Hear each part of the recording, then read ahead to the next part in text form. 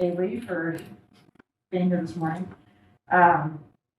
So this is a replacement for the meeting that we had scheduled before.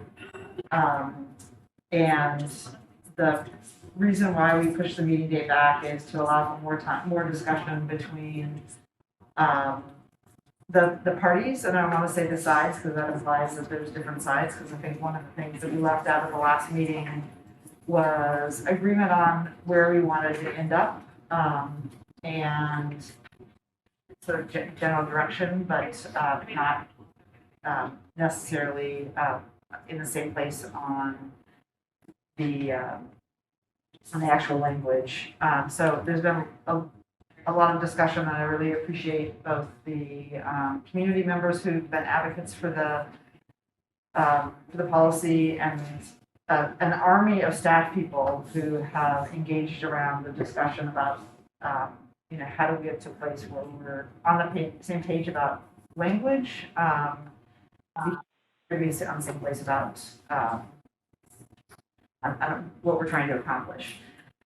So hopefully this morning we'll be able to walk through sort of where we are, and I think we are fairly close to a proposed consensus amendment that would that reflect sort of agreements by staff and the advocates on more specific language. So during the several weeks, there was time for an opportunity for language to kind of go back and forth, and also I think it was very helpful at the last meeting for Aaron to walk through all of the specific provisions so that people could hear about why staff was making recommendations either for alternative language or to delete things or to move things.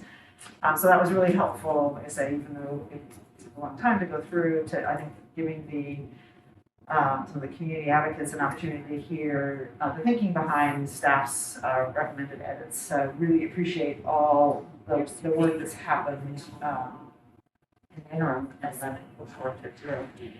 So that will be the primary focus of today's committee agenda. But there may be but we have more things on the agenda, so I'm just going to quickly maybe go through those, unless Aileen, you have some objections. I think there's some things we could probably dispense with pretty quickly. So I'm just, first of all, has there been any comments on any of the policies out for, I don't know, Kara, I have not been made aware of any public comments that have been received. Are we following the agenda? Are you? Sorry. I'm just confused because it looks like we're on point 4 right now, the public comment period, or are we going to do the staff update? No, I'm on 3. Oh, items, policies for discussion. Yeah, I was hoping that Herman would join us before we get to the final one, so I was going to try and move through it. So I guess 3 is the climate. I'm sorry, 4. Okay, that's what I thought we were on. 4. Okay. Yeah. I'm sorry. I was tracking with you because we were on climate, and then I thought we were going to go into the beginning of the agenda, but I'm very confused. Okay, so we're on 4. Okay. Yeah, sorry, I'm hoping that we can dispense with some things, and then Herman will be able to join us. So I have him for the benefit of the broader discussion. And could we do introductions? Because I know staff, but it's hard with masks. And, yeah, sorry. It's okay. I'm off. It's 9 o'clock in the morning. I'm used to my 4 o'clock meeting. So Terry. Hi, Terry Proctor, Communications Department, just providing this stream to the public to view the meeting today. Good morning, Aurora Hemel, and I'm with the Office of Teaching and Learning. Hi, Patrick LeBeau, Director of Projects and Construction and Facilities. So Aaron Pressburg reports with me, so I'm kind of standing in for him. Danny Young, Chief Operating. Liz Large, Contractor General. Julia from Edwards, board member. Ailey Lowry, board member. Rachel Lynn, paralegal. Karen Bradshaw. And then Jonathan Garcia, Chief of Staff. And Claire Hertz, Deputy Superintendent. And then Jane, why don't you go ahead and introduce yourself? I know you're here for the climate piece, but go ahead. Hi, good morning. I'm Jane Comold. I'm a PPS parent and climate change advocate. Okay, I'm gonna have to get very synced up because it's 9 o'clock in the morning. Yeah. This isn't my normal hour. Okay. I know, if it was 3 a.m., we'd be golden, but Exactly. yeah, no, it's not. So check, we have the introductions. Got introductions, yes. There's Patrick, I'm like, I know you, but I can't remember your name, and I cannot see your name tag from this far away. Oh, so. yeah, no problem. Okay, now I'm just gonna, the second item, Liz, Yes. is there any update on the student conduct and discipline policy? There's an update, but it hasn't changed much. So there, the PPS and PAT went through the planned IBB sessions and did not finish. And so even though it was supposed to be done in November, they are in the process of scheduling additional sessions in order to be able to solve this. PAT has asserted a desire to roll this into successor bargaining, and we have said, no, that's not what the deal was. But there is no, that process is not completed. So, And what is the fundamental, I mean, is the issue still that teachers feel like this policy doesn't necessarily express all of their needs? I mean, what is the piece that's holding this up the most?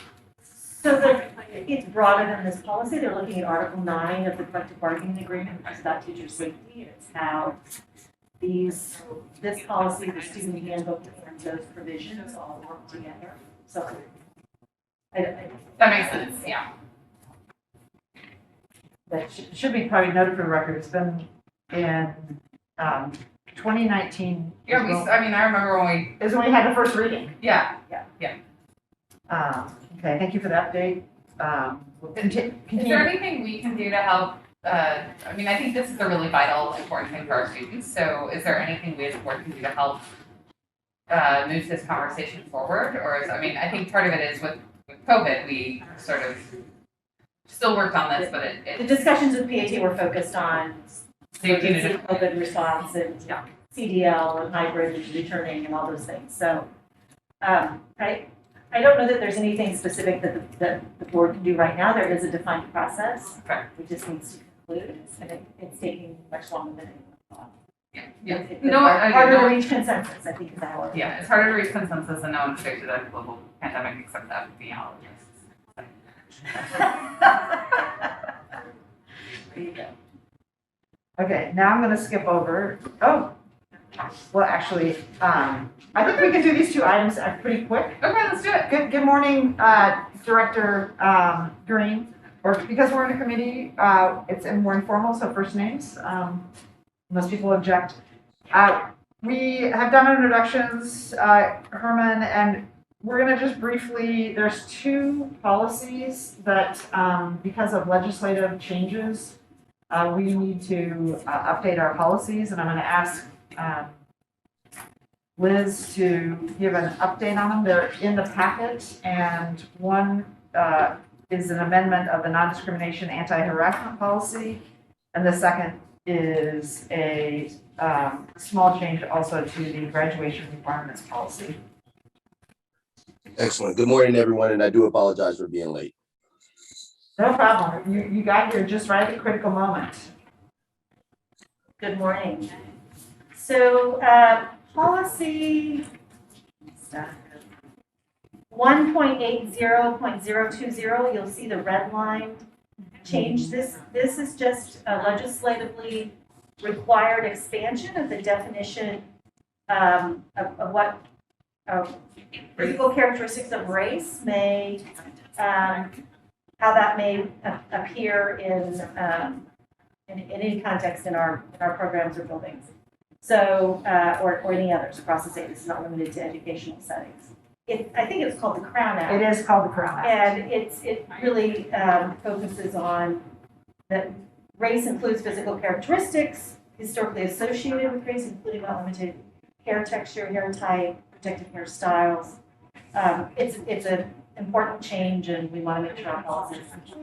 And does this help provide protection so that if we're, I know in other industries and places, different hair types have sort of been banned or prohibited. So does this, part of the reason for this change is to help put into place protections in other industries for natural hair? I think all. Yeah. Any questions, Herman, about the revisions?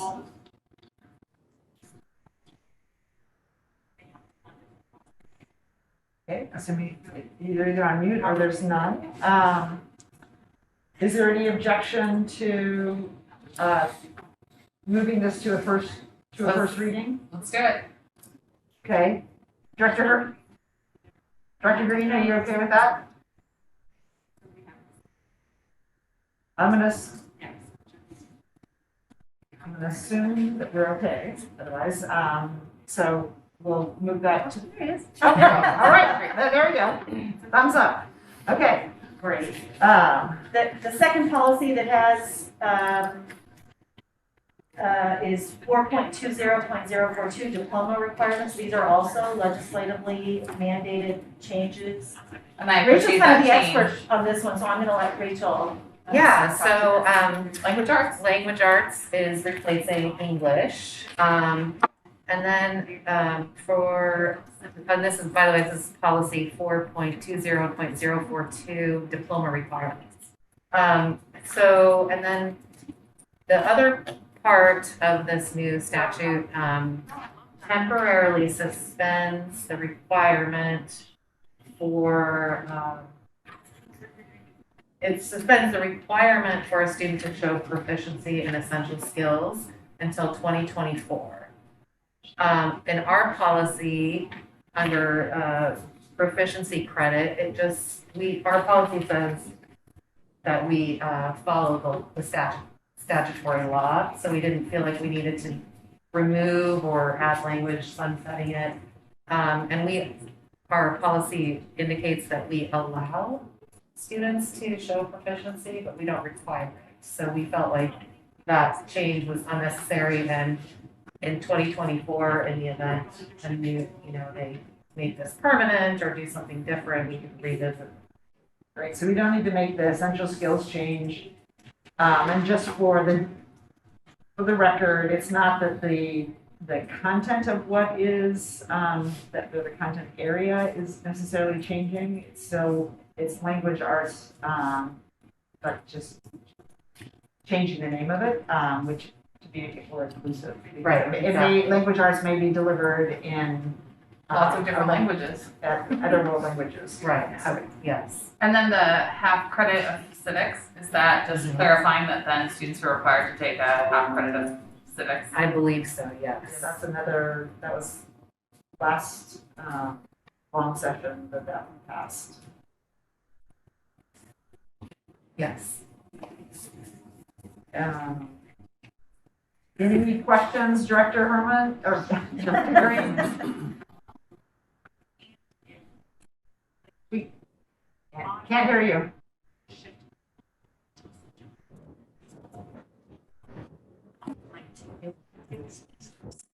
No. We still can't hear you. No questions. Okay, no questions. Ailey, do you have any? No, I'm great. Okay, are we comfortable moving this to a first reading? And I want to say, like, even though the proficiency skill piece isn't there, I mean, people have said, oh, then everyone's just going to graduate high school, but I think kids still have to pass classes. Yeah. To graduate high school, it's not like there are suddenly no standards. It's, and I think we also know, as we talk about being more equitable and what does growth look like, what does proficiency look like, and how is there bias in the tools that we're using, especially given the pandemic. I think, we're not saying that suddenly a high school diploma is meaningless in Oregon. We're saying that kids still have to pass classes. Here are the classes they need to pass, and this is what it takes to get a high school. Yes, and that there's more than one pathway to do. Yes. And that it's at the state level, a suspension of it, not a elimination of it Right. altogether. Right. Okay, so I think we'll send it out. Herman, if you're good at that, yes, thank you. I was going to ask for the sign. Okay, so, those two, if we can get them, is it too late to get them on the next? I heard For the, I heard the Tuesday? agenda's, Is it this Tuesday? I was gonna say, I heard the agenda's very light next Tuesday. The packet went out yesterday, so. I think we would need, Kara, can you confirm with Chair DePass whether these can be added Yes. to the agenda? I think that would be a great idea this Friday. And do we have 2 more? Oh, no, never mind. I only asked that, I missed those again, I'm sorry, I can't like stay the right order. I only asked about next Tuesday because yesterday Roseanne said it's a very light agenda, it seems like, These could be things we could yeah, get through.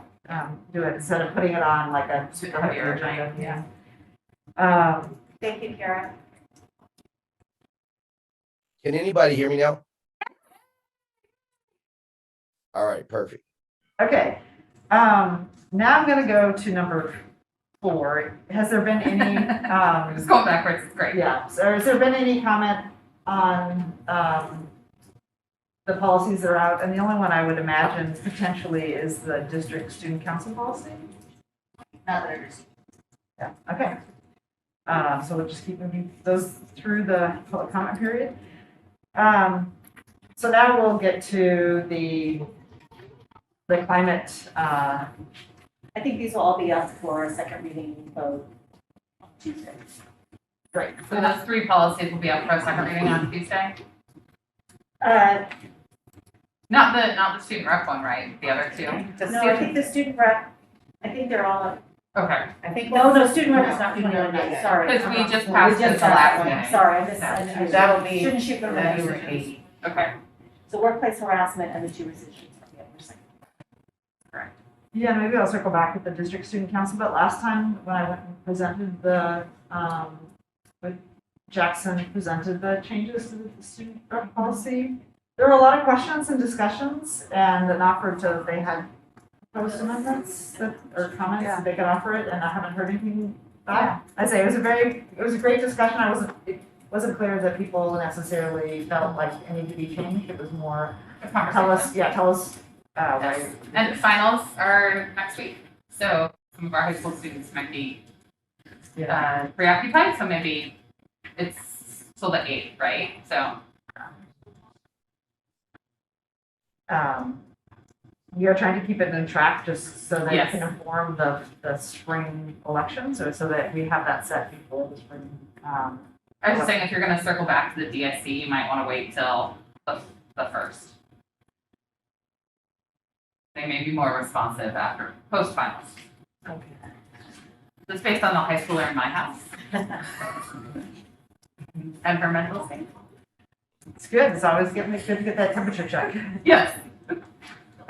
Okay, so now we're gonna go to the agenda item that, is the primary focus this morning. Herman, before you got on, I explained a little bit about the process that we've gone through and maybe just a slightly deeper dive. But we, after the last meeting where we had the draft policy, which was sort of version 25, and as a committee, we talked about some changes that have been incorporated, and then, but there was still a pretty big gap in terms of the language between the community members who'd been involved in the original drafting and the staff language. And so the last several weeks have been spent, first went to the community members who've been involved in this and asked, after they heard the presentation at the committee meeting, were there things that they agreed were either duplicative, that alternative language could be found, or that once they heard the staff rationale, that they agreed with the staff language. And they came back with a pretty significant, I thought, a lot of movement towards agreement on either similar language, agreement on sort of duplication, or like a different approach. Staff then went through the same sort of exercise, but in addition to, but also in reaction to what the community members had came up with, and there was an opportunity for some exchange of language of like, here's what we think you're trying to get at, or here's a different approach. And so from that, what we have is there's 2 documents posted in the documents today that you all have, and one of them is a document that is the proposed consensus amendment, and then and embedded in that is also highlighted areas where there's not alignment yet on language. And then secondly, because that document is really pretty hard to follow, but this was really an attempt to get after the version control issues earlier. So to try and make it look as to capture in its totality what the proposed consensus amendment would do is it's been now dropped into version 25. And that may be the easiest way to walk through it. So wait, I just want to clarify that the highlighted places are the places where there's not consensus. Correct. And everything else is consensus. Correct. Okay, so really we need to go through the whole thing and make sure we're on board with the staff community consensus, but then the highlighted places are the places we're going to really have the most robust conversation. Exactly. Okay. I'm so glad, you know what? In 3 sentences, you just captured the, like, 3 weeks of work. And how are we trying to do it? And I do believe that, I mean, even where we're at the yellow, there's a couple places where it just got down to, I may have it wrong, like there may be consensus, but I didn't want to indicate it unless You did for sure. I was absolutely sure. Like I say, some places I think that there's just like agree to disagree right now. So which of the 3 documents in board books are we gonna, do you wanna go with the clean version? Is that the most helpful, you think, or the highlighted one? Well, I think that maybe just from the easiest way to like, so it's in context, is to go through the version, and I don't, because I'm looking at my computer, the one that's the version 25 with the amendment embedded in it. Okay, I'm It's just gonna walk over, it's the second document.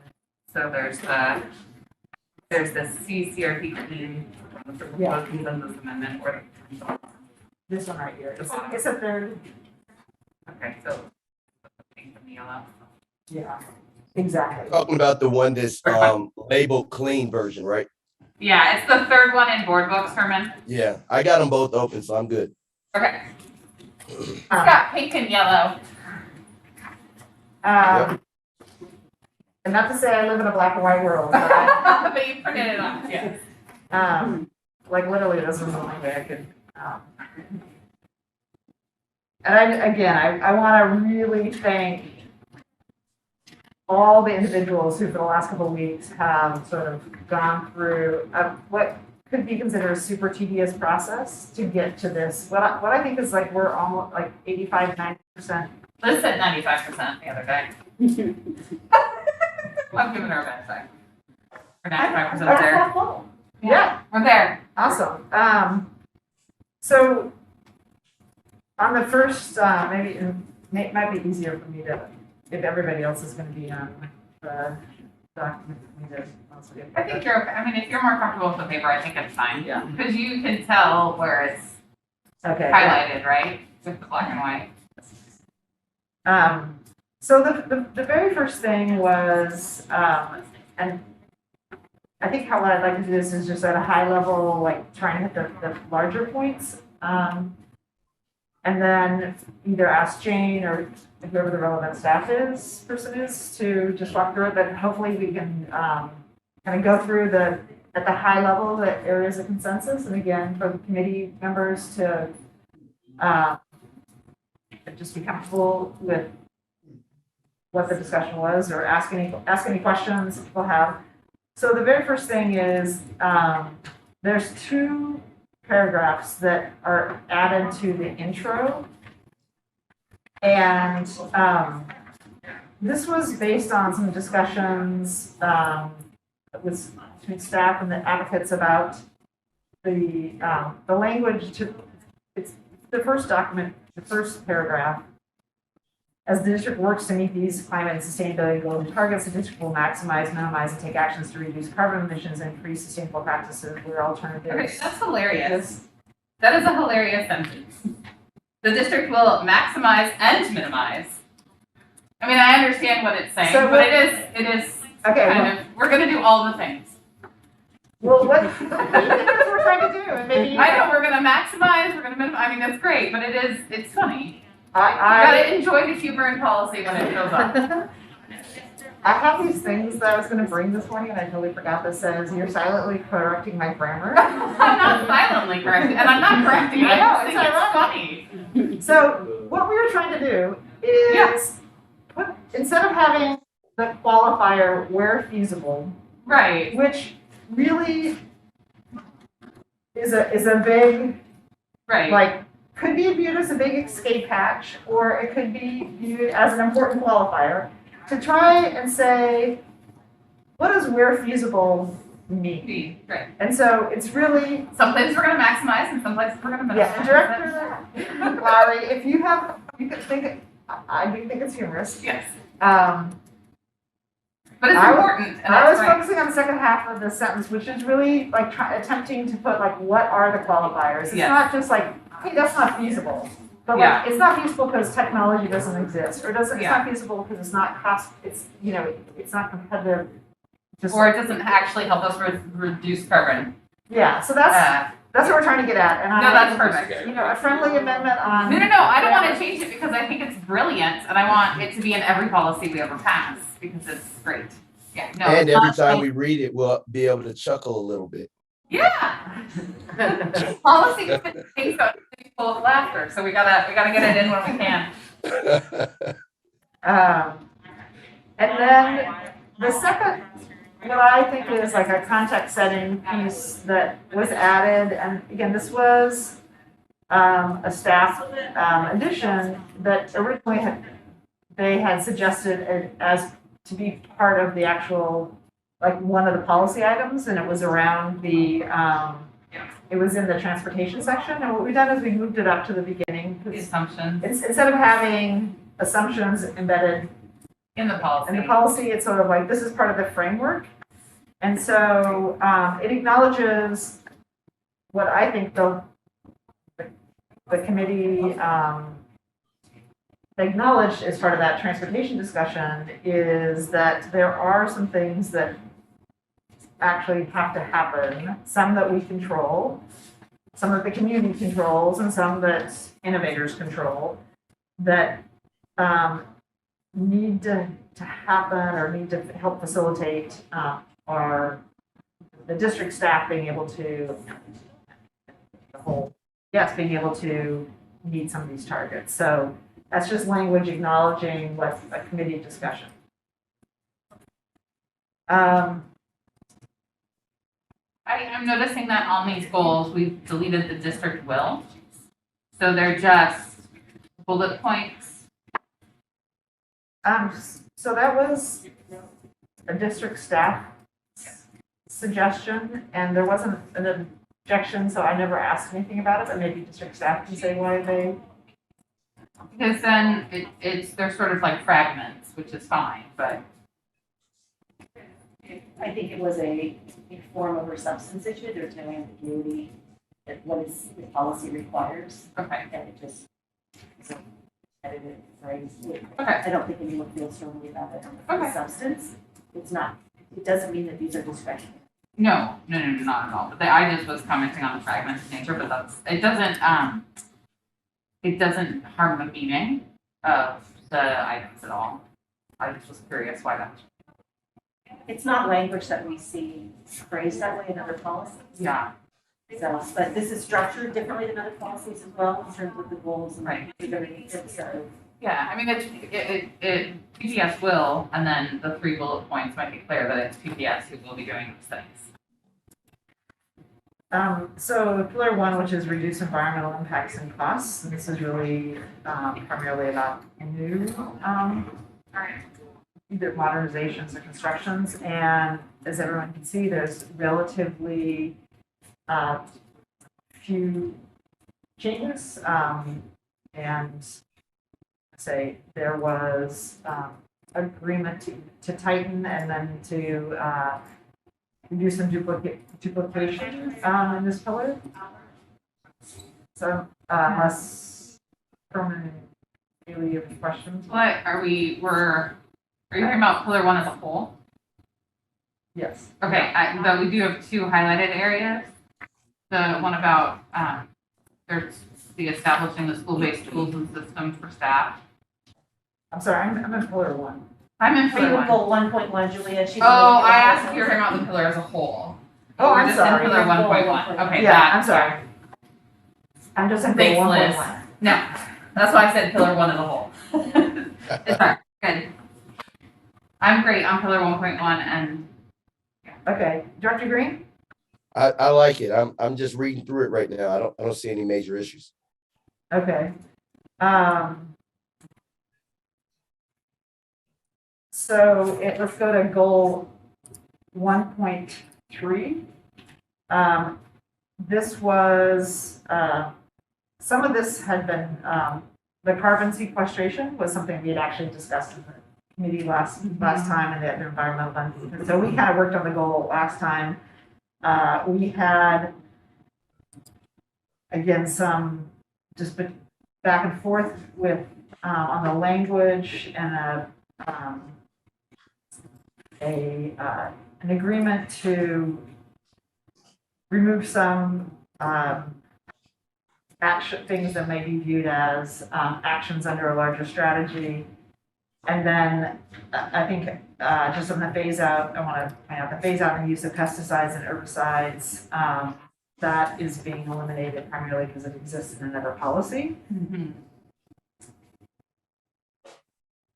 Any, and for what it's worth on goal 1.32, having owned a property in which the city has what the requirements are for stormwater management, I think people should feel assured that the city has pretty stringent standards in place on stormwater management now. So in compliance with city code actually is,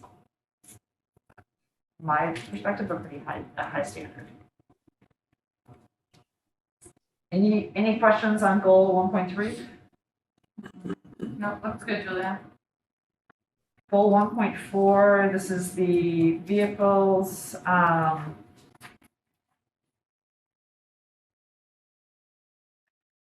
Okay, so this in this area, this is one of the ones where there may be agreement, but at the last minute, I don't know if there was either a misunderstanding on my part, or maybe I've got it right now and there is agreement. But I'm gonna ask parties whether that's how it's been reworded, whether the staff is I think staff is okay with this, although you had asked to change school-based tools and systems to school-based infrastructure, and we had agreed to that. So this is a reversion back to, we're fine with either. okay. This was a 4 o'clock. Yeah, no, that's fine.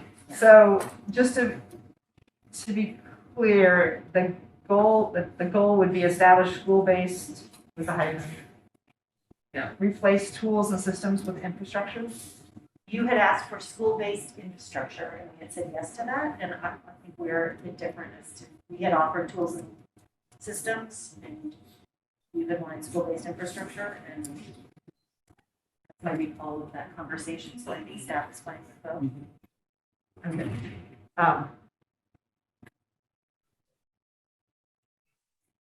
Great. And then, so I'm just gonna follow.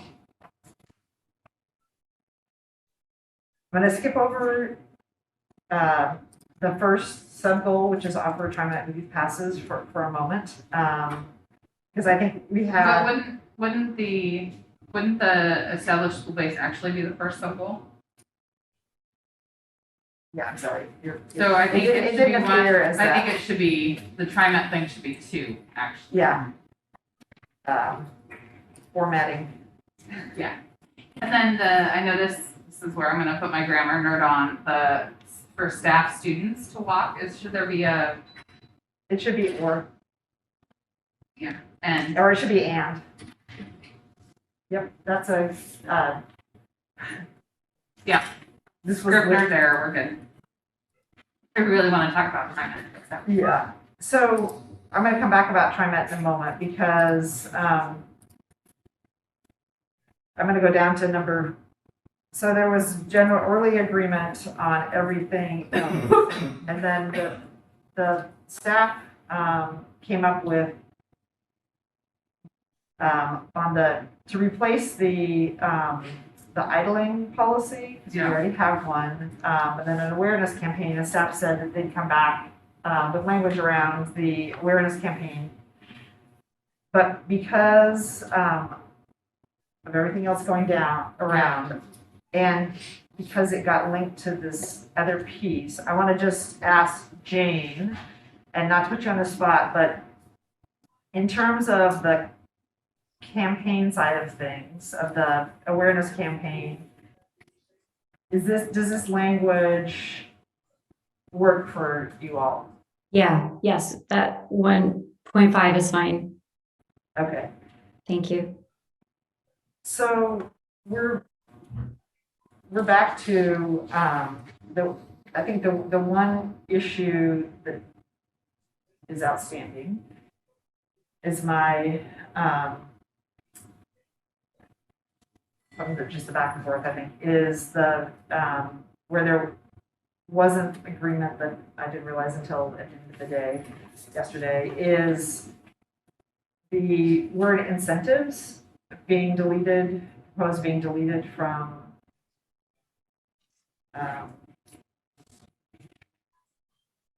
1.41, because that was to be sort of the larger, and it could capture, because initially the advocates had said we can take out number 2 because if you have incentives in, that's the types of things we're thinking about. So infrastructure would be things like school-based infrastructure would be like EV charging stations or covered bike racks, those types of things that we control, not like putting bike lanes in the city streets. And then the incentives was more like if we gave, TriMet e-passes to high school students. And so I guess I'm going to ask Jane whether, that's a deal breaker to take it out, or if you want to speak to that and then, give staff an opportunity to respond. I think you just summarized it well, what our thinking is, and we'd really like to see incentives there. That would be what we would ask for.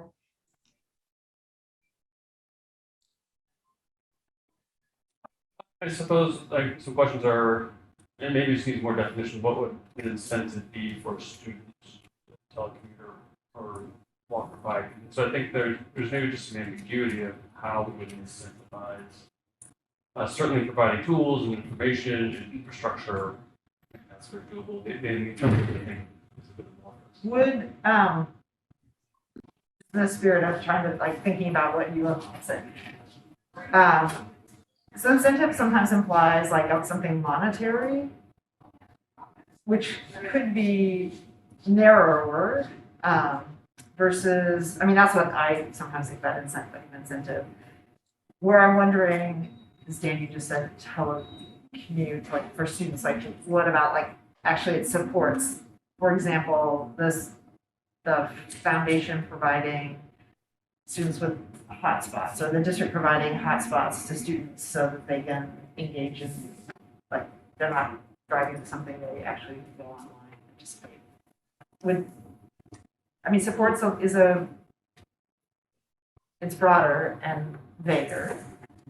I think I like supports better than just infrastructure, because I think it also goes to some of the education and campaign work. to help encourage people to bike and walk and take the bus? Actually, I was gonna say school-based infrastructure and supports. Okay. Versus, I mean, Yeah, just, I mean, I like having both. is that something, Jane, and I know it's not the exact word, but could that include the things that you all?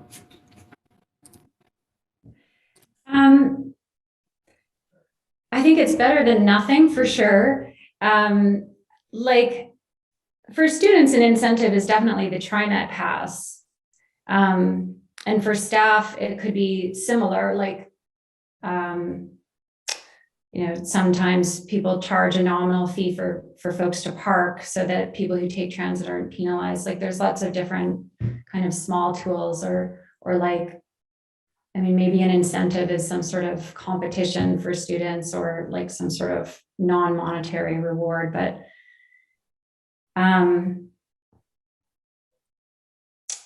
yeah, I think that supports is better than nothing, as I said, but we would still prefer incentives. I think it just better describes what kind of tools are available to get people to change behavior.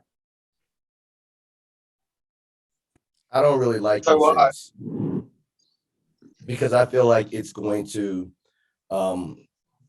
create a space for there to be conversation and dialogue around haves and have-nots.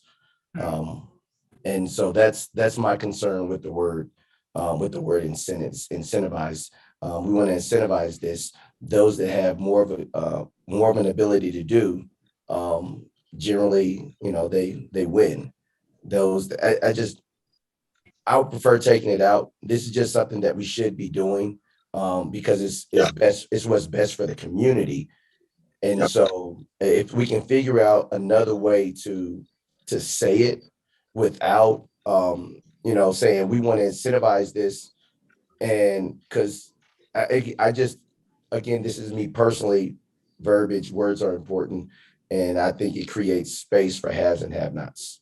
So I want to echo Director Green's statement. I think incentive is through a white paradigm. I think when we think about TriMet as a perfect example and the TriMet passes, that is something that PPS and our broader community is committed to, because what we know is that our kids of color and our communities who live in poverty can benefit greatly from that. So it's not an incentive, it is a service, an essential service that we are committed to. So I think differentiating the word as service versus incentive is much stronger, and it really centers the communities that we want to serve, frontline communities particularly.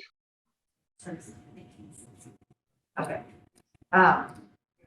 Great, thank you, Herman and Jonathan, for those comments. I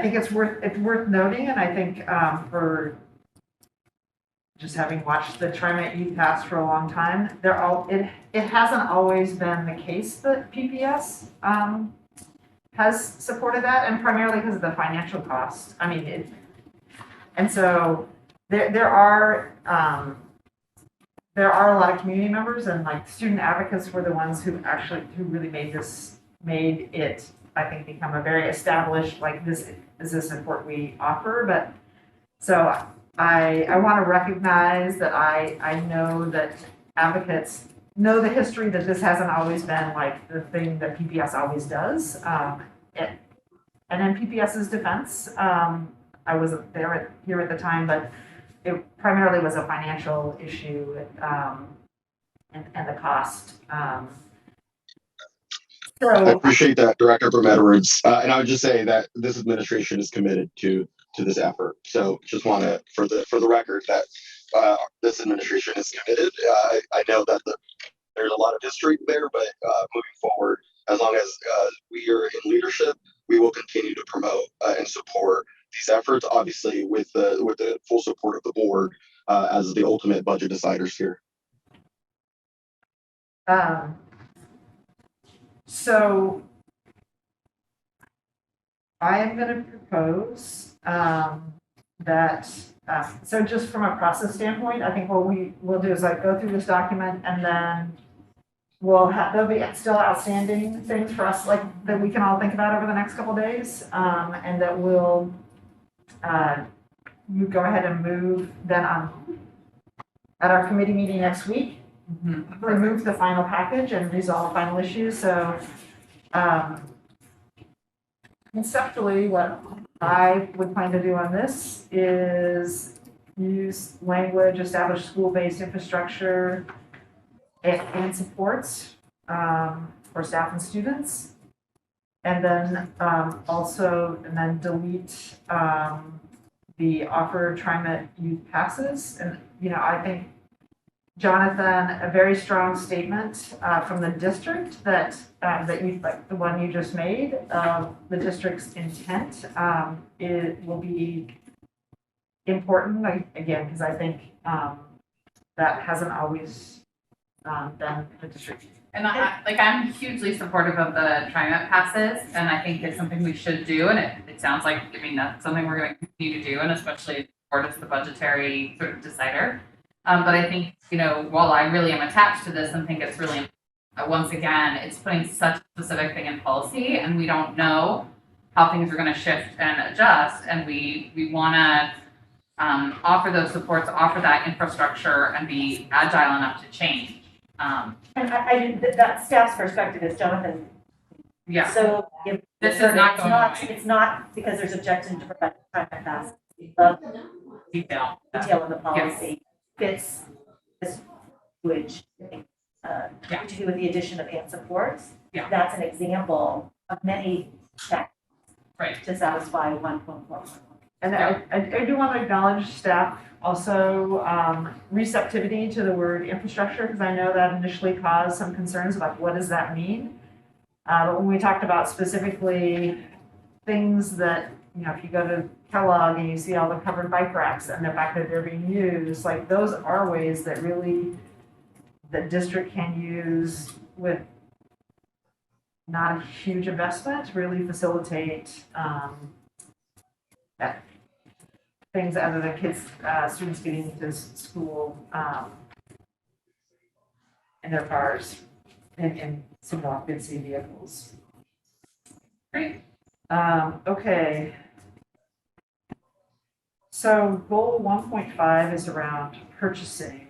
And again, I really, I'm going to take the first three because they are kind of the first three sub goals first, because they're in a category, and the fourth is somewhat of a different category, so let's talk about that separately. But the first three, or at least the first two, are really around purchasing, and there was a good discussion about how purchasing happens and how it's decentralized in the district. And what's centralized and what's decentralized. And what this policy gets after is really the centralized, to first the centralized purchasing, that there be, we use best practices, and our primary procurement person has been engaged in this discussion, and how for those big district purchases, how we focus on environmentally controllable purchasing. And then the second place where a lot of purchasing happens is at the school base, and it's much more diffuse. And so looking at how we can provide, and I think the proponents of the previous language provided, some examples of how the district staff centrally could support schools making sustainable purchasing decisions. And so that's what this tries to capture. And I want to add just my own personal note here, and this applies to this and many other things, that the policy should set a direction. And I think, no policy, we're supposed to review them every 4 years, but no policy, if this actually ends up not heading us in the right direction. So from my sense, this is like setting the direction. And one of the things I think the committee can look at that's going to be set up here is the committee then can look at, like, is this actually an effective, did the policy effectively set the direction and have any impact, or did the district just continue to do, like, operate as did before. So I think we should all like hold that premise on many of these, that hopefully we've got it right, and it's some ways assuming good intent, it will assume also some transparency and oversight. Jane, did you want to say something? Sorry, I couldn't tell. No, I'm good. Thank you. I have thoughts about number 2 when we're there. I'm sorry. 1.52? Well, I just want to say, I know that one of the things, we want to reduce paper usage, of course, but I think one of the things to have a conversation about is server usage and the carbon emissions from that. You know, I've been reading more about the impacts of saving all of your emails and some of those things that then means that there's computers with capacity and fans and electricity usage. So, well, I think we are moving, I much prefer having everything in board books rather than the paper because of the reduction of paper usage. I do think, again, as technologies change and our understanding of the way our lifestyle impacts climate, that we are going to want to think about best practices around electronic communications. And what does that look like as technology shift and adjust? That's a great point. You just like it because you like to print everything out. No. And no, I'm not saying that you're a tree killer, but it's always a maximize. We have to maximize, and you have to have the tools you need to work successfully and do the work well. Well, I appreciate it because my previous work environment, there was like this practice called make the cut, which is there is a point in time in which you don't have to say, the 15 drafts of a huge video file. Right. And because saving all those over time. So to your point, but also I think what I think we want is a combination between tech and legal on what public. You're reading my mind. What public records do we have to keep and for how long? How long? And maybe do that part of our training. It's a lot. I mean, I think deletion protocols need to be part of our trainings, right? Like, don't delete stuff unless it's okay. But then don't just keep stuff to keep it forever because it does have an environmental impact. We think it's all just on a screen, but it does. And that may not be a conversation for this policy or for today, but I think as we're really serious about this work, it's something we need to engage in as we move forward. Well, this is what, okay, so actually an email, most of them, not huge, but when you do have, say, multiple versions of a big video file. Or 25 versions of a policy. It's all, text them. But there are things that you don't require. Right. So it's a good point. Yeah, email's probably not the place, but if we're sending video files, if we're sending, hopefully people are linking to websites that host the video, but to think about how those things are happening. Yep. And does everyone need to keep it, or is there a central repository, and how do we do that? But that's, again, not for this policy, but I just think a long-term piece about retention of electronic records. Have us flag that for future. So, just conceptually, Herman and Ailey, you're okay with the staff? So this 1 and 2 now became, where applicable, use best practices related to environmental centralized. Again, that's the big ones that happen here, and provide tools and guidance to schools to support sustainable climate preferred products. Yeah. For myself, as conceptually, I get it and I agree with it. I have no problem with it. I think the only concern that I have, one, beside the fact that I'm sure, Julia, every time you go by any park, trees start shaking because they're afraid that they're next. But she's so thorough. as Hey, I call her all the time because she's so thorough. But no, one of the things I do think about as we start moving towards a more technological age, right? Is the ease of technology and communication being manipulated, because anybody can type anything, anybody can create a website. It's easier to edit, well, to alter words on a page if it's an electronic page. I just, being the conspiracy person, sometimes I always think about how this is going to impact education if everything is electronic, if our books are electronic and nobody is reading handheld books anymore, if our lessons are all electronic and nobody is actually having to write anymore. Are we going to create a society where people don't understand handwriting? We already don't teach cursive anymore. So now most of the kids that are growing up don't know how to write in cursive. So when you say sign your name, they literally write their name because they don't know how to write in cursive. So a lot of the stuff that we're doing and we're putting in place, are we comfortable with where this could be taking us as we advance in society? So I just, it's something that I consistently think about. And since it came up, maximize recycled content and paper used. I'm just think my mind immediately went to the movie Eli when books were banned and nobody could read. And then the one guy was trying to get the Bible and he got it and couldn't read it because it was in Braille. And so, I mean, my mind goes to that kind of place. And I just like us to put it out there. So I'm never one to like engage in conspiracy theories.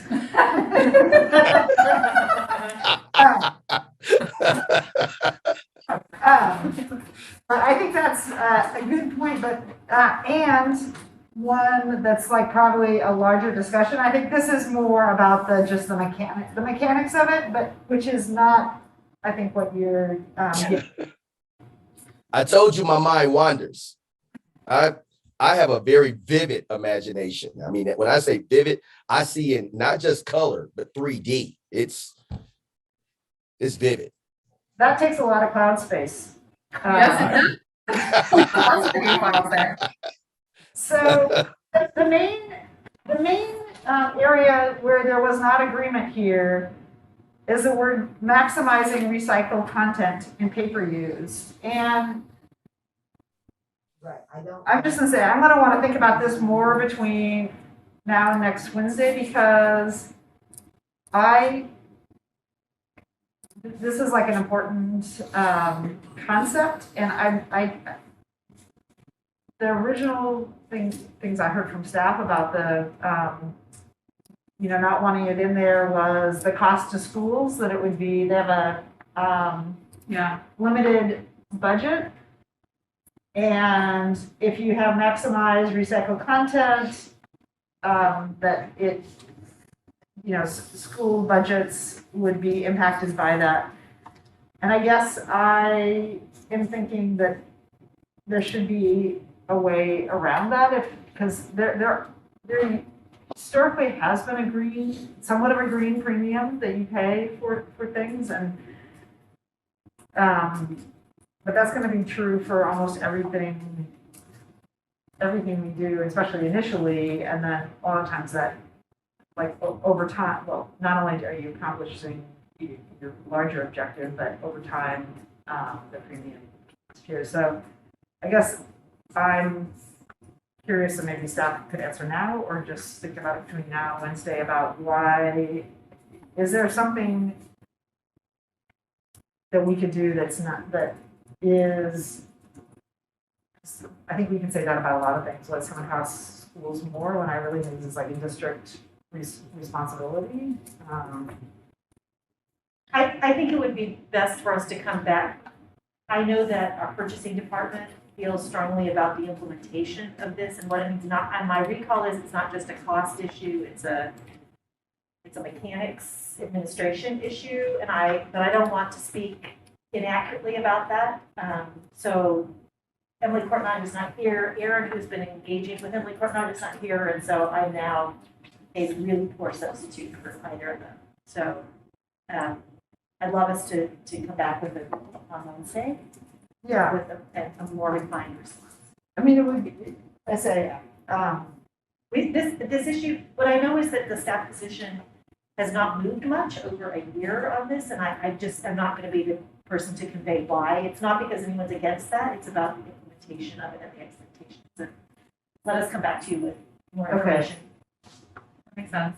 because I will say this is, and if, I think Danny and Jackson were here, there are some of these things that they would say, like, students aren't gonna see this thing, but this is something they might, like, here are things that they might see. Well, and certainly this effort, to the extent possible, is included in environmentally preferable purchasing that's already been agreed to. So when possible, it is already contained in the first sub-goal. And again, I just need to have someone with expertise about the identifying, purchasing, budgeting, acquisition of those, monitoring, the ability to even understand, I mean, so that's so I think, I do think that the number one says, yes, when possible, do that. That is an environmentally preferable purchasing model to use recycled content. It's just signaling it out with maximizing in front of it has different implications. Jane, do you have anything you want to add to this? Well, I think we've heard, one of the things we've heard before also is about an equity issue with this paper and the cost, which you mentioned. But I mean, another perspective on the equity issue is that already exists in other ways. I mean, parents are asked to send in paper to schools. So it seems like wealthier schools would have easier access to those like little reams of paper. And it makes me wonder, what if paper, it's such a high volume purchase, and it's one of the easier things to identify, like, here's a greener way to do this.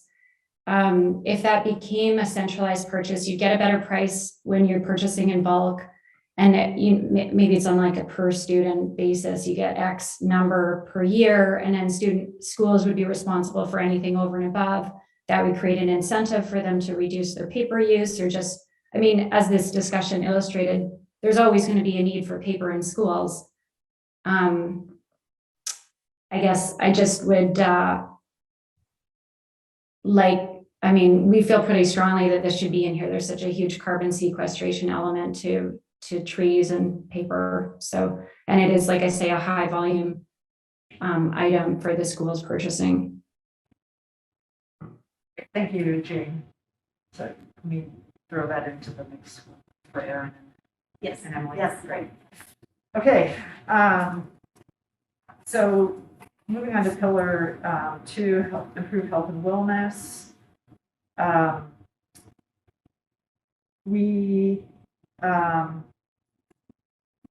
So I think if we address and are okay with the established school-based infrastructure and supports in pillar 1.4, then the number 3 comes out. Is that correct? Okay. Yes, that's good with us. So relatively few areas of non-alignment in this thing. Staff had proposed removing 2.12 because it's covered by OSHA, and there was agreement by the advocates to remove that. So that was one thing. And then agreement on number 2.14 to, it's not that we're not going to advocate, and I think this would be Aileen and your committee, the intergovernmental committee. It's not that we're not going to advocate, but it's just didn't seem to need to be a policy. Yeah. Like an advocacy strategy. So moving Hey, on. Julia, you mind if I ask you a question or someone else a question about number 3? And maybe it's not policy, maybe it's not a policy issue, but it's just when we say work with partners to promote the safe routes to school and invest in the walk and bike infrastructure.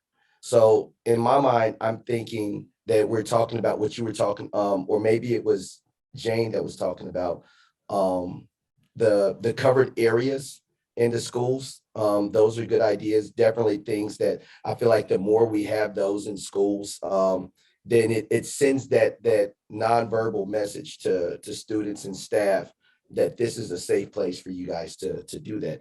But the safe routes section where people are walking, and where do we fit in like homeless camps that are along people's walk to school? Because if you're asking people to walk to school, or you even want to promote that people are walking to school, then you have to think about where they're walking from, the paths that they might take, and how is that going to come into alignment where the homeless camps are, especially since they're putting porta potties out on these, on the walkway, because that's the easiest place for them to get to, right? But that also means that there's going to be a lot of high traffic area from homeless communities in those. So I just, Yeah, and maybe the policy committee isn't the place to talk about that. Maybe it's somewhere else.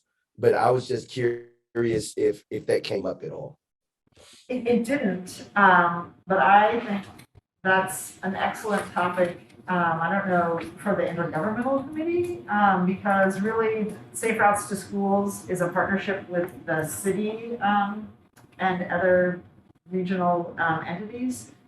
Is that something, Amy, I don't know if you had We Safe haven't Routes to talked about Schools? that in intergovernmental. Pardon? We didn't talk about in intergovernmental, but we had safe routes to school at Llewellyn. I'm saying we had Safe Routes to Ask me the question you were gonna ask. Well, I'm just curious, is that something like Safe Routes to Schools that like is under like the broader jurisdiction? Because it's not something that we contemplated in this policy, because really the safe, because what I would say is from thinking of policy as a longer term document, and that seems like a pandemic and a current issue that would be, instead of addressing it in policy, would be through another committee. I mean, I think that that's a conversation either for staff or the intergovernmental committee to have with the city, because they control two aspects of it that we don't have any control over. Right. And I wasn't sure that it even fit here. It just came to my mind when we started talking about walking in safe routes, right? So I'm not saying that this is something that as a policy we need to have something in place for, and I understand this is the policy committee, but with the staff in the room, I think what I was trying to do was just simply bring it up, and then maybe someone could say to me, oh, Herman, we talk about this in this area, or we talk about this in this place. So not to say I want this staff on the phone, or I want the people in this room to say, this is what we do and this is how we do it, but maybe just more educate me around where this particular conversation is taking place, because that's who I would need to, really run this question by. You know what I'm saying? It's not that the people in this room have to have that answer. See that, Dan, what I was gonna say is I see it as fitting into that, policy item that we did earlier about the incentives and supports about students walking and biking. Like, as part of encouraging students to walk and bike or come to school in other ways, Safe Routes to School would be a partner. Dan, what were you gonna add? Yeah, and I'm happy if we want to do at the intergovernmental committee or otherwise, kind of an update where we are with Safe Routes. So we coordinate with the city's Safe Routes to School program. We're actually going for a grant with the city to bring on a full-time Safe Routes coordinator. Okay, so we're gonna have a full-time Safe Routes coordinator with the city? Yeah, and so I Awesome. think that grant is, sometime. Yeah, I'll email Courtney and ask to have an update on Safe Routes on the next IG agenda. Okay. So we can do some conversation, Herman, about just exactly what you were asking, where to take those questions and how to further that. And I think Fantastic. a gap I think is there is something that Director Green just brought up, was about the camps and some of those things. The Safe Routes program, my understanding that is outside their purview, but we might want to have some staff come and talk about what is it we do when we see those challenges, and how do we try to work with the city to have safe walking and biking paths. So I think it's probably the same conversation, but it'll be two different pieces. Right. I think what I just heard is that this is definitely a conversation that is taking place in the intergovernmental committee.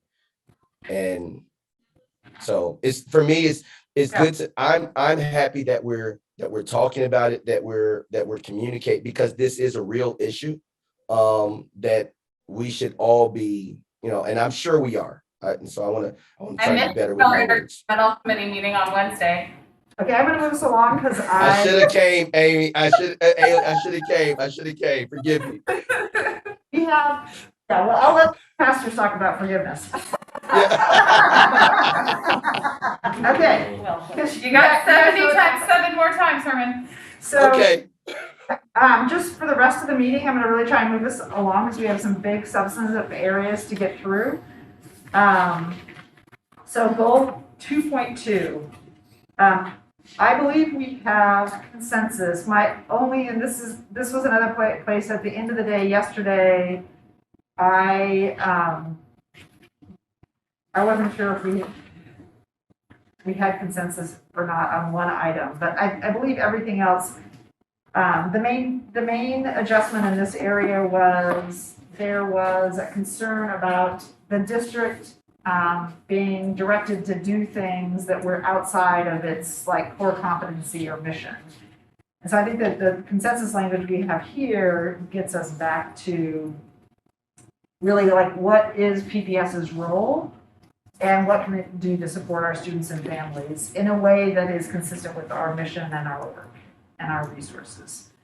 So what I'm reading here is that our role would be to communicate the resources that others are offering, whether that's the county or the city or the state, but it's not our job to develop or provide those resources.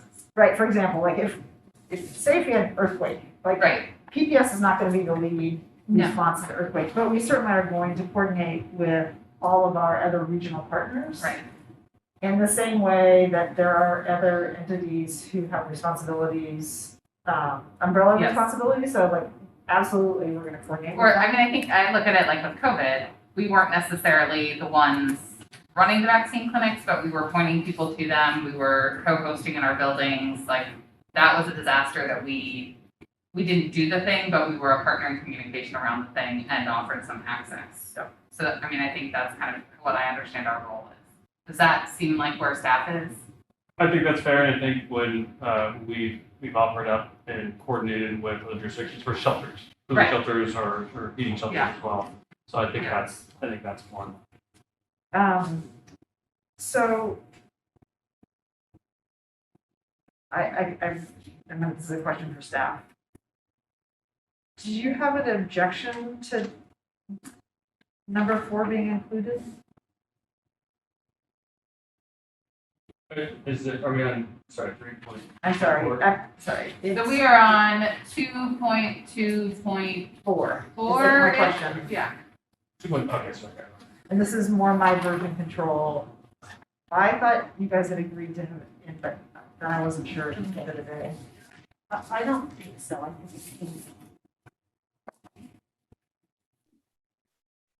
Julia, I think that we had agreed to remove point 4 with the new language in point 2. Okay, I think that's right. Because they were redundant.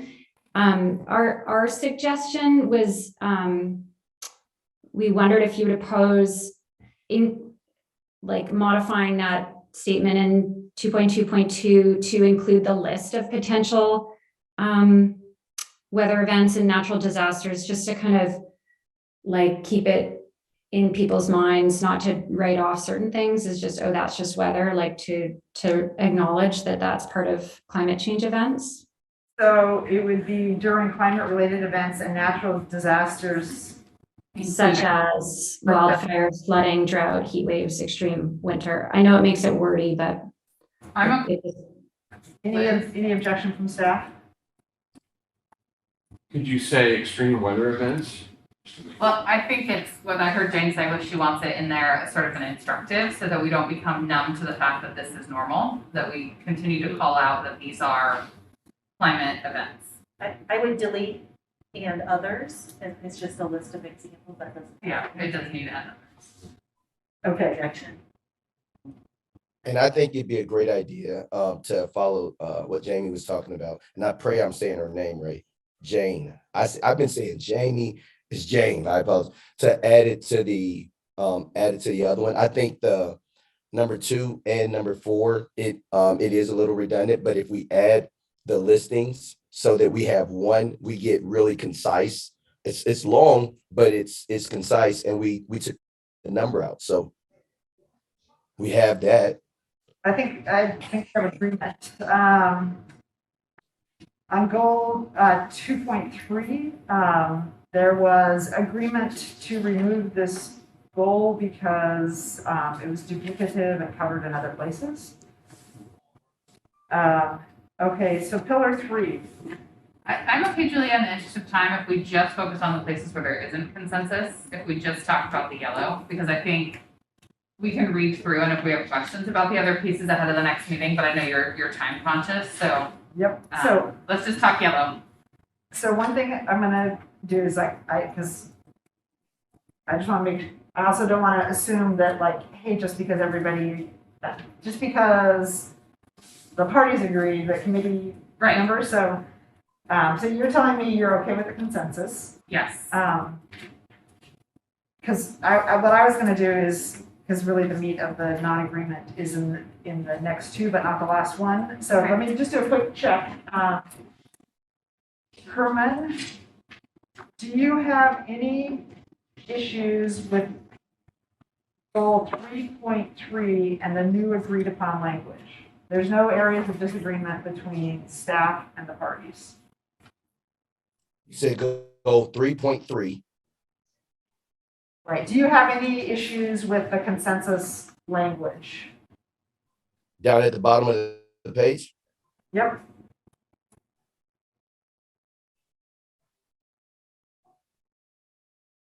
No. Okay, so we've checked on that one. So I appreciate the offer to get right to the meat of it, of what we've got left.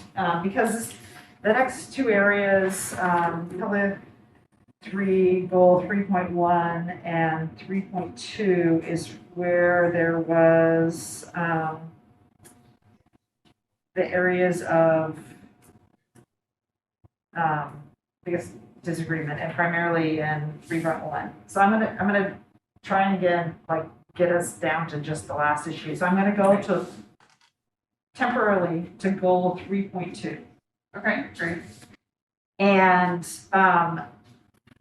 there's a fair amount deleted.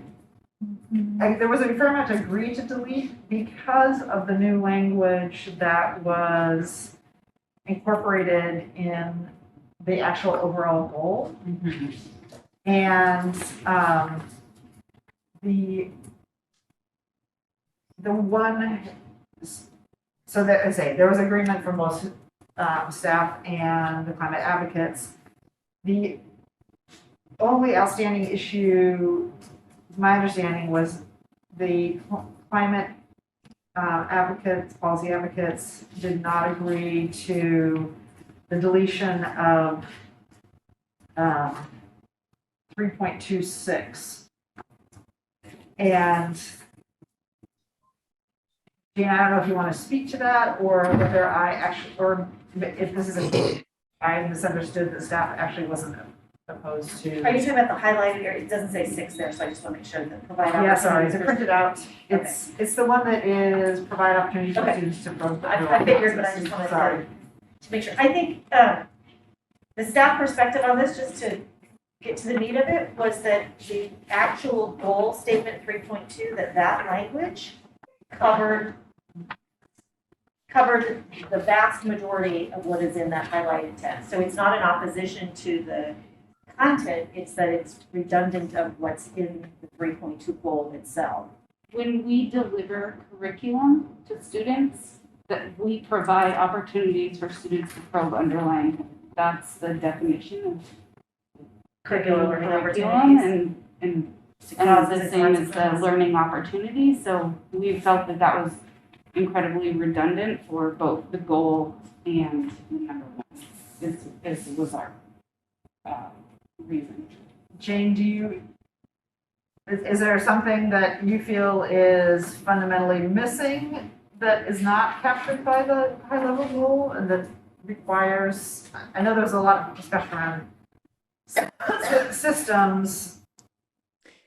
Yeah, I think, in the spirit of the other items that were captured by the higher level goal, we're okay with deleting that item. I just like to note, I'm pretty sure some of that language came from teachers on the Climate Justice Committee, so they may come back, in public input and have something more to add to that, but I think for now, we're fine with that. Okay, that's, I think good to know, and it may be, that, as this, during the public comment period and when we discuss it, Aurora, maybe what may be helpful is for you to share sort of like from the curricular standpoint, what the district is thinking, because that may, address the issues that the teachers brought up. So it may be the context it's in. So for now, we're going to remove that, but I do think Aurora would be helpful to like show how you see that sits it within the broader goal. I want to make sure I understand the staff deliverable, that she's just prepared to address it if it comes up, or are you looking for something more? No, I think there's been an agreement to delete. I think what Jane has said is, this is where the line. Do you need her to write anything or just be prepared to address it? Be prepared to address it, and I think, be in a dialogue with our teachers. Absolutely. Who, Absolutely. Sorry, I think it was just my misunderstanding. So yeah, no, I think thank you for that. we need to be clear now on deliverables. Yeah. Okay, so that gets us to, and I'm going to just flag for staff. Well, for all parties is, I don't know how the students will feel about this. There's been a substantial amount reduced, and they may have a point of view that is different from the parties who were consulted here. And I say, because it is specific to students, I just want to hold that space that, like, we start submitting. I think there's a lot for The spreadsheet, it will be adjusted. Yeah, and again, I'm not raising the objection, nor has anybody, do they have any objection? I just want to flag that our student reps aren't here today. There's a fair amount of deletion, and they may have a point of view. Yep, of course. Okay, so we're gonna get to pillar 3, goal 3.1. And this is the area where we had the, I think the biggest gap in agreement. And for a variety of reasons. And it may be, there's been some proposed alternative language. There's agreement on 3.11. So let me start with this. There's agreement on 3.11, revising the language, and then there is agreement on 3.1 for deletion. Is there any issue with that, so that we can really just dive into 2, 3, and 5? I'm just kind of curious as to, not that we need to move one way or another, but just the curiosity around the word all. Why did we feel it was necessary to remove the word all and just say PPS staff? That was a staff recommendation that was agreed to. I'm just curious around it, like I how we think got there. recognizing that with a workforce of almost 8,000 folks, that we may not be able to reach all staff members or learning opportunities. Some may be out on leave, some may be, I think the intent is to provide the opportunities, but to make sure you reach all is an absolute maximum term. And I think we're just acknowledging the reality of our diverse, large, complex workforce. Okay. Haley, did you have anything on either sub-goal 1 or 5? I'm sorry, 1 or 4? No, I'm fine with both of those. Okay, so we're down to 2, 3, and 5. So on 2, We had some initial conversation in the committee about this, at the previous committee meeting about annual trainings and how that may interact with the collective bargaining agreements, and also their compensation and like all things related to that, their other responsibilities. Staff, came up with alternative language that's instead would said, identify opportunities for staff to utilize sustainability practices and forms of their work and provide information and tools to help implement these practices. I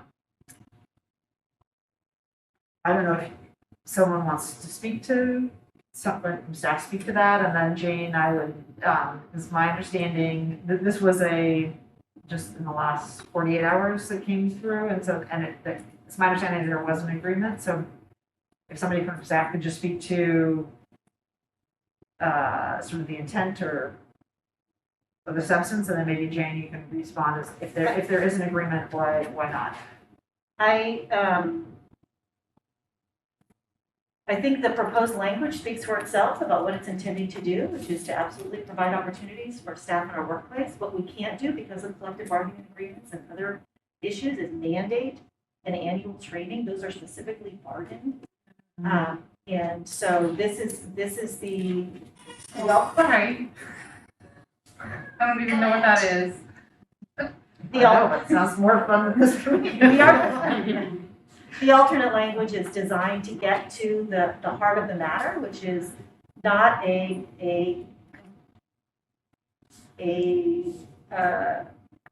annual, actually, we thought this language would be more productive to go to the work where the sustainability practices go to where you have impact. Right. And not run into the electric fences of collective bargaining agreements and other similar constraints. Well, I don't think we can, I mean, if we can put this in policy, but it's unenforceable until we have a. Well, we'll get a demand to bargain, perhaps. Yeah. Okay, so I want to not focus on the old language because I think we agreed we try some new alternative layers. I like the new language. So again, so instead of having a discussion about what was there, because I think there was agreement we were going to try and move off of among all parties that we're going to move off of that specific annual training. Jane, what about the alternative language is resulted in we're not sure we agree with this for Isaiah? I'm sorry, I didn't have time to probe it more. Yeah, I think is naming training a total no-go? If we take out the word annual training, but information, it just sounds kind of elusive. And ineffective, frankly. I mean, what we know about behavior change is that providing people information isn't adequate. So we want people to the scale of change required PBS has lots of momentum in this direction. I appreciate that. But it climate change and thinking about climate justice needs to be in the fabric of the organizational culture. So how do we do that? It needs to be part of how people think about it's part of everybody's job. And so simply providing information and tools just sounds, I think it doesn't sound strong enough for what will be required.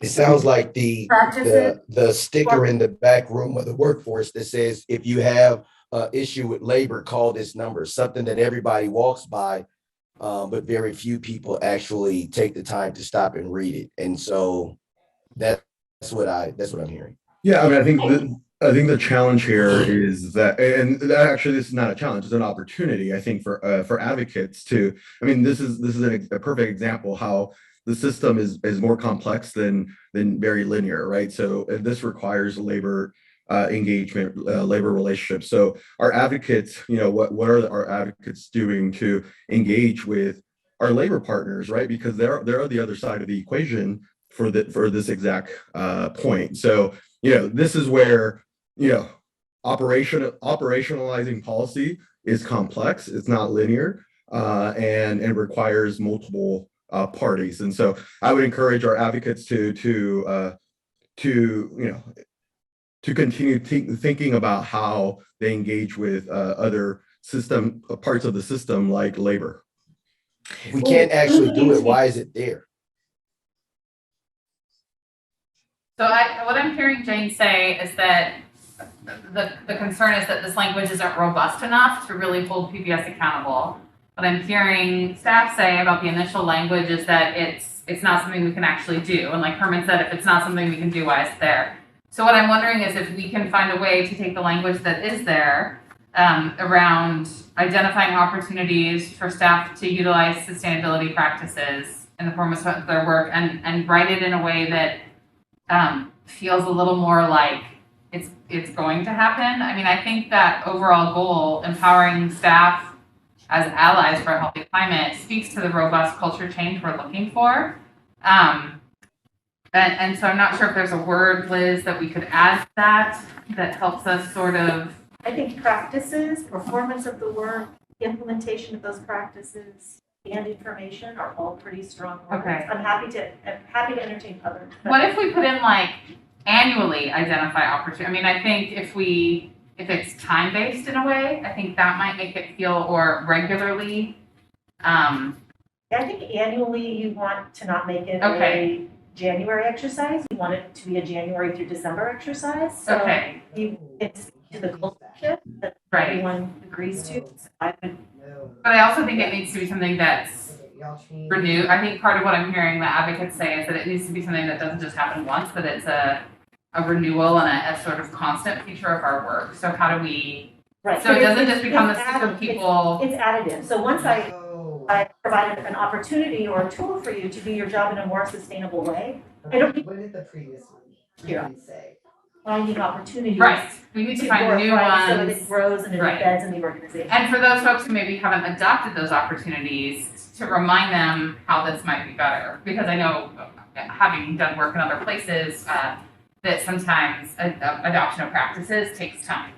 That folks will go to learn about the thing and it's great, but then revert back to practices because it's. And sometimes it's not discretionary. Sometimes Sometimes it's not discretionary. We need you to do your job. Right. Well, and when suddenly you have 80 hungry first graders in front of you know the thing that works. So, so is there a way to sort of make it more continuously? I don't know the language there to help with that sort of. I mean, I'm hearing what Jane was saying. I think about. So I like continuously because I don't think that puts a time thing, but an expectation that this isn't just a one-time thing. The other, and so like continuously identify opportunities for staff to utilize sustainability practices. Is that you'd add it at the beginning, Julia? Yeah. Well, okay. I'd add it wherever you told me was the right way to put it. We could add it every other word to bring back that humor piece. So the other piece, and then I have a specific thing about the word training that I want to talk about, but so identifying opportunities is like, hey, Dan, I could think of a way for you to do your job more sustainable. More sustainable. Like, that may not seem very supportive for me to say that. Like, hey, I thought of some way for you to do something differently. But so maybe incorporate it somewhere in here, like identify opportunities and support staff as they do these, because otherwise it's just I see sort of a gap that Jane sees, which is, I'm thinking of like, and I don't know, Jane, if this is the same gap you see, but it's sort of like, we've identified it, but we haven't done anything to like provide the support, so. What if we provide information and tools to help implement those practices. What if it was like continuously collaborate with staff to identify opportunities? Because then it's not the sort of, I'm going to tell Patrick how to do his job, but it's together, we're going to examine some practices that might work. I mean, continue. I could go with that, and I could go with provide, and then maybe Liz, to your point, and provide support, information, and tools. And Jane, from my perspective, training is a potential tool. Yeah. So to me, I see that within the larger piece. It's not it's not the specific word training, but it's also broader. Okay. And I think what Jane is trying to do is to remove the idea where it's open to interpretation, where we're saying we're going to do this, this, and this. And if we do these things, then this is going to help us get us closer to that. And in one way, I agree with that. And then I'm also, reminded that you're right. We can't, because of bargaining stuff, we can't just say, this is what y'all are going to do, because they get to come back to the table and say, you can't tell us, that's got to come through this. And so how do we make it? And I want to, like, maybe we should read it once we're all said and done with all these changes, but limit it to what we as PPS and as staff, what we can do, what limited to what the things that we can control, because we can't control the partners, holistically. Otherwise, we just got to say, we got to have something in place that says, if you're not agreeing to these things, then you're not a partner of PPS, because we're only going to work with people that, these are the tracks that they're on. And that gets so much larger that I don't think we're ready to go down that road. It's just I guess, So can I just review where we are on what I think the proposed amendment is at this point, that it's continuously collaborate with staff to utilize sustainability practices in the performance of staff work or their work, and provide information and tools to help implement those practices. And I agree with you, Julia, training and system. But we could put, yeah. I'm gonna also add in like support, because I just. Information support and Yeah, tools. so yes to everything you just said, and support. And this may be another thing where we don't know until we actually get into the broader implementation. But it may be to like a custodial person, it's like, hey, we need to make sure that like everybody has an opportunity to recycle or whatever. And then they'll say, well, like, and if I'm the person who's going to make sure that recycled stuff all gets in the right big master recycling bin, like, well, then this is what I would need to make that happen. And so there's a little bit of a dialogue, and I think I understand, Jane, like the specificity around training, because it may be in 2 years, it's like, hey, the only way this is actually going to happen is if we integrate some training module and pay staff for the training, because that is what we would need to do. We need to budget for it. That's the only way it's going to happen. But I guess I'm going to be open to the possibility that we set the direction that's going to happen, and then we can, if we need to course correct or be more specific or budget for it or have a very specific conversation with labor, our different labor forces, that we do that.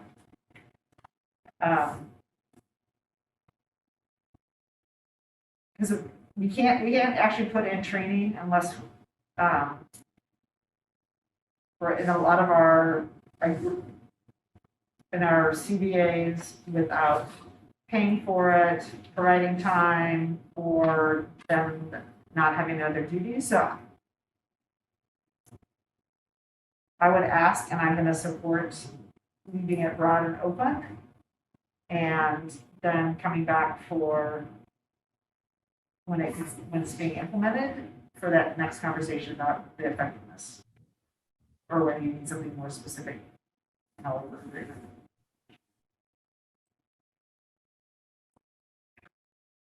Haley? I'm good with that. Herman? I'm good with it. Anything, Jane, you want to close out the conversation with? I think that the revised language is sounding better, and I'm definitely happier with that direction. Okay, great. Thanks, everybody.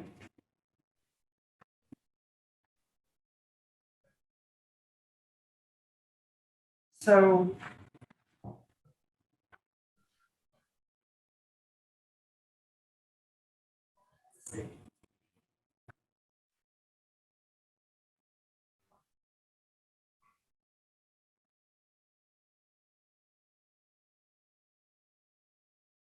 So let's jump right into number 3.13.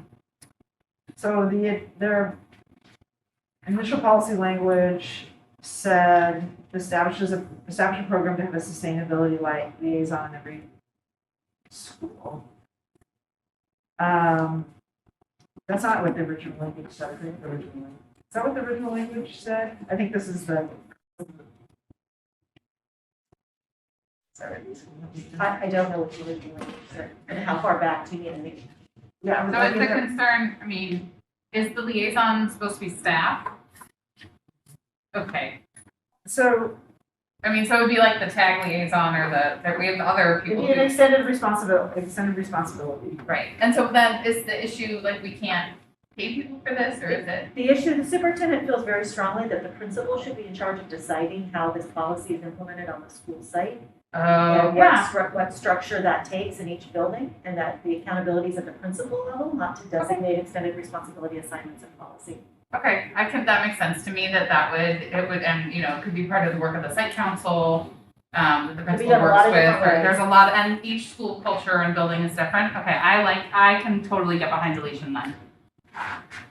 And, is there language? I mean, do we want to put that in the policy that principals will, no, that would be in the AD. They are responsible for implementing policy. You don't have to put in every policy that Okay. principal needs to do this in every. Great, then that makes sense to me that we would want to give our administrators the discretion to implement the policy. Okay, I'm totally comfortable with deletion of that language then.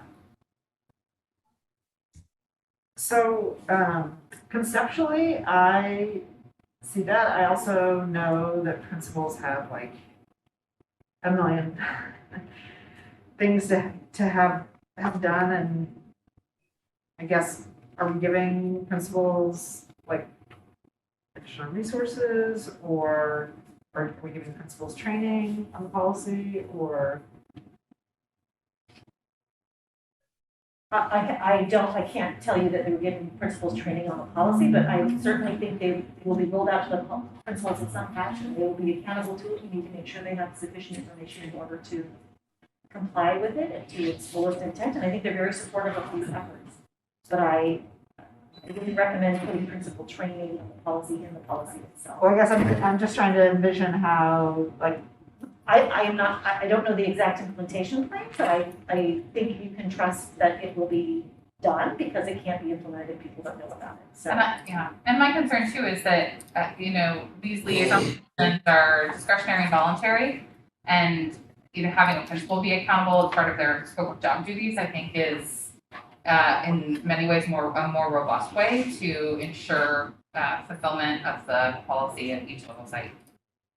If the soup is saying that he's like that, you know, this is something that the principals would be doing, then it sounds to me like that. It sounds like it's something that he's going to want to, that, you know, he's already got a plan or something in place, you know, for it. And so maybe it's not a policy, but rather an administrative directive or something that, you know what I'm saying? Because if the soup already has, like, he feels like, no, I want the principals to be doing this. This is something that they should have a level of control over. Then to me, it sounds like he's already got, you know, mentally, he's got thoughts on what this should look like, how it's supposed to look. And he's probably got, you know, accountability pieces in place and all that other stuff. So maybe it's not a policy, but rather administrative directive that he can follow up on. And then we can just follow up and say, hey, Sue, where are we at with this or something like that. I think I also want to recognize it's not just about accountability and compliance, it's about a system of supports that exist at the central office to help our entire system, which is a collection of schools and others, deliver the impact of this policy that everyone wants it to have. And so it's not just like the principals are just have to go figure it out. They have, whether it's on the curricular side or the operations side or the maintenance side, I mean, all of those systems have to work together to support the principal in administering his or her part in that particular building. So for me, it's going to be important to hear like the superintendent say that.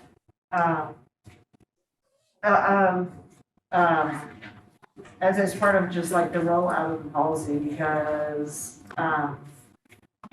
I think about, and this isn't with this, the language that I proposed, the only way to do it. But I think being clear, that's the expectation of like where the belly button is within the school of how the policy is going to be delivered. So, for example, if that means like the central point, your center of gravity, like they're going to be sorry. No, I've just never heard that before, and I was really. That's like an old Southern thing. I'm like the heart that runs everything, or the brain. That's like, yeah. There's like The center.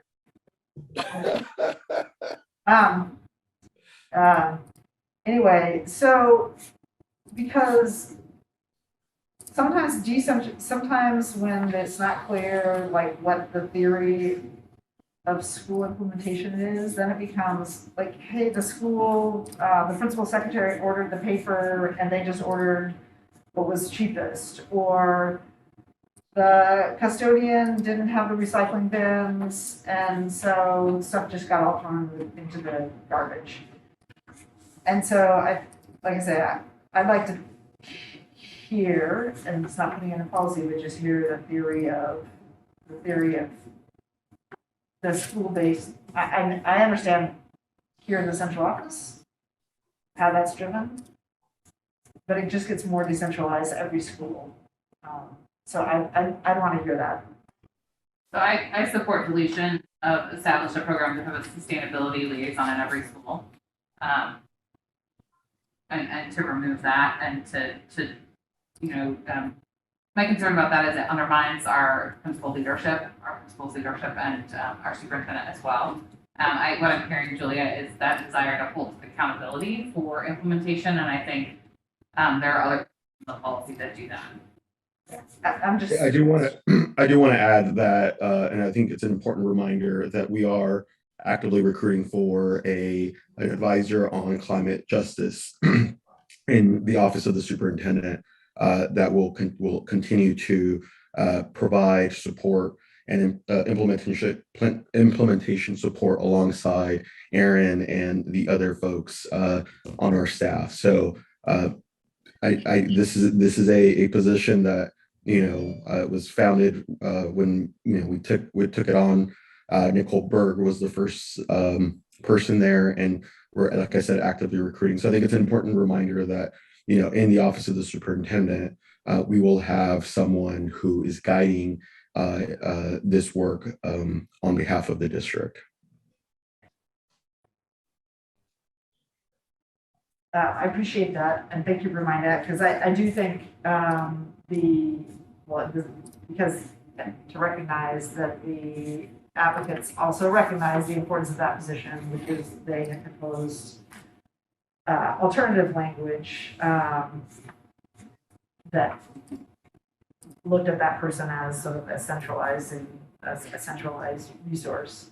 I think one of the things is like it's now been a year that we haven't had somebody in that role. So again, just wanted to think about how it gets implemented. Herman, are you supportive of the deletion? Yes, I can be supportive of the deletion. Okay. We're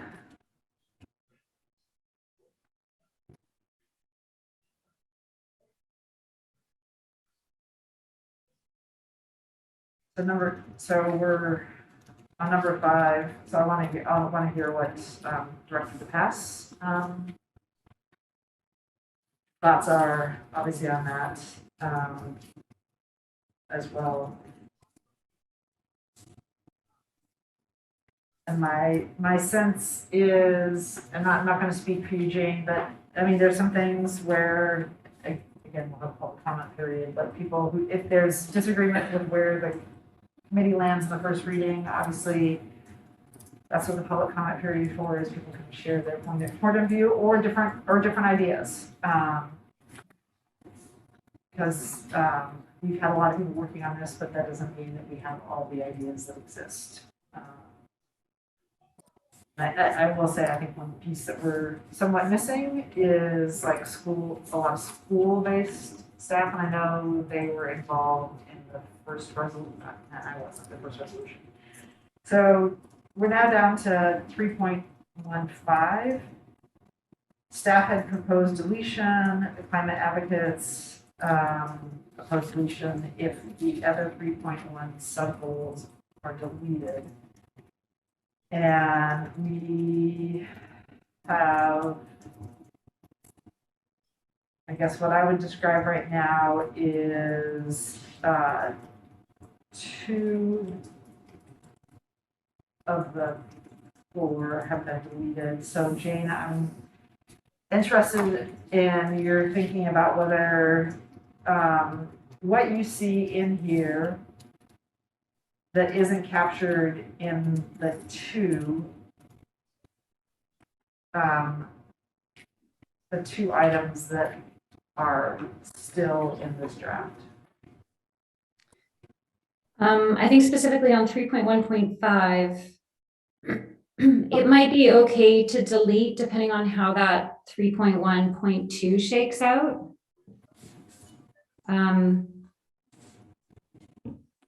I think that the original intent of the 0.5 was more on the like adaptation side of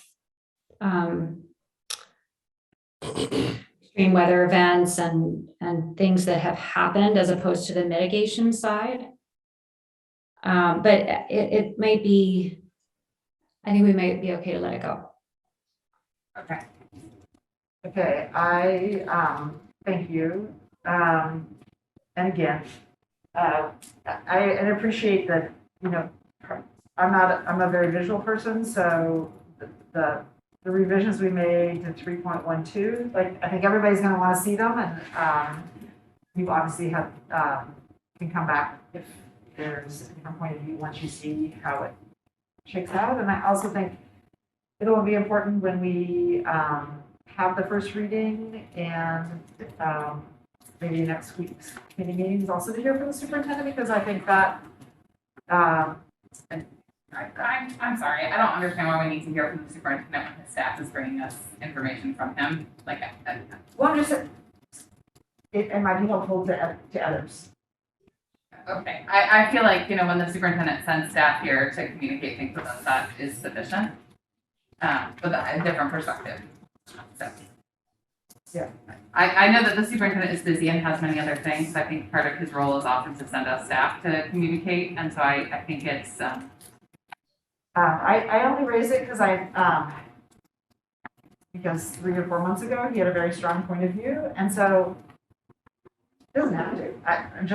I'm offering it as a way that it may, for those individuals who haven't had a conversation with him, if he wants to share it, obviously he doesn't have to, but. Right, but I think one of the other ways that he can communicate that is through his staff. So what I'm understanding is that next week, when we get back together at a 4 p.m. meeting, so I'll have had enough coffee, that we are going to have the revised, so I'm just talking about 3.1, that we'll have the revised 3.1.2, and that we will have deleted 3.1.3, and we will have deleted 3.1.5. Yes. So that's what I'm understanding from today. So it'll just be like that first little bit, 1 and 2. What I'm going to do is later today, create what I think is the new consensus amendment. Okay. I'm going to run it by staff and I'll send it to Jane. What I heard, because I think on every issue there was a Consensus, it felt like. a point. Make sure that we've captured it. And we may not all agree with everything, but we captured what the committee, what I think Herman, you and I have, or the majority of the 3 on a variety of things, agreed to. And that would then be posted as the thing. Right. And there'll also be just a slightly revised preamble, or maybe I should talk about, well, Okay. So we'll get a revised draft for the next policy meeting, and hopefully that'll be like the last thing, and then we'll be ready to bring it to the board. Exactly. Okay, that sounds like a perfect timeline. And just like the preamble, and I was gonna reach out to you, Jonathan, to just talk about that, because I'm thinking maybe some of the things in the preamble actually would be like in the resolution to adopt the So you'll work out those the details policy. with Yeah. staff. Okay, great. I mean, I think we, from a technical standpoint, I think we have what we need in the intro, and the preamble may be this other like statement about our passage. Anything else? Not from us. Okay. Well, I apologize, I don't even know what happened with my phone, it made that noise and then completely shut down.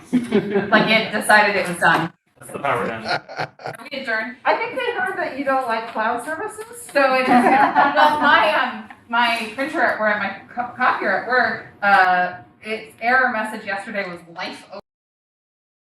Engagement over the last several months on this to get to a document that I, you know, we're, sets us all off. Yeah, I echo that. I really want to appreciate all the staff, not just those that are in this meeting, but all the other extended staff members that, you know, that you're working with to try to get a level of consensus how we get this done. I know a lot of hours are going into it, and with everything that we got going on, and yet we're still trying to figure out a way to keep this ship moving. I just want to tip my hat to all of you and say thank you so much for all the hard work you're putting in. I appreciate it. Yeah. And Herman, you reminded me of one last thing is, and I meant to come back to it, but the piece about the reporting on our investments in fossil fuels, there was a conversation with the advocates of changing it from disinvest to like a transparency, because that's really the first step in having a conversation about our investments. And there was Noviotto engaged about, you know, how you do that, and he did share like the challenges because of some of the investments the state requires us to make, and the tools and the funds. But the language that we landed on was language that Noviotto looked at and was worked for the district. And again, this may be one of those things where we get a couple reports and we're like, yes, this is totally what we wanted, or not quite, and we can have a further conversation, but I think it does get us on the path to understanding where our funds are invested. So I just I'm want gonna tell you right now, if Noberto is getting behind it and Noberto is saying that it's a go, man, we rocking with it because Noberto is my guy. Okay, great. All right, thanks everybody, there's- really appreciate it. No public comment. Oh, I'm All sorry. right. I don't think we have any public There's comment. not any public comment. I just want to note that Chair Caskett approves adding those legislative changes to this next agenda. She supports it? Yes. Oh, great. Thank you. Okay, officially adjourned.